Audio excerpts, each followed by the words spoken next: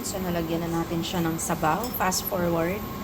Nilagay na rin natin yung sayote dahil malambot na rin yung chicken.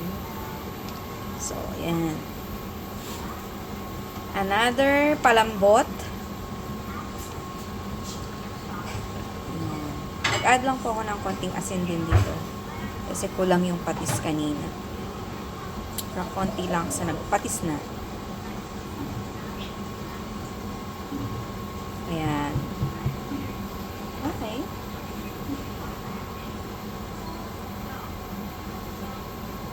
Ayan. Nung kumulo na, nilagay na natin yung ating mahiwagang malunggay.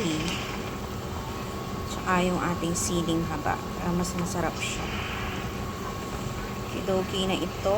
Hintayin na lang din natin ulit siyang lumambot yung ating kulay. Sinilagyan ko ng sayote. Ayan. So, takpan na lang muna natin siya ulit. Para lumambot. Ayan. So, I think luto na to. Malambot na rin yung ating gulay. Malambot na yung ating sayote. Ayan. Malambot na yung ating chicken. So, patayin na po natin yung ating mahiwaga. Wait. Masapin yan natin. Apoy.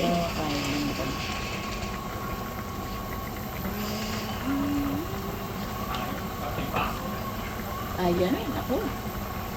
Tinola sa Kain na po. tagpulan. Kain na. Tinola sa tagpulan.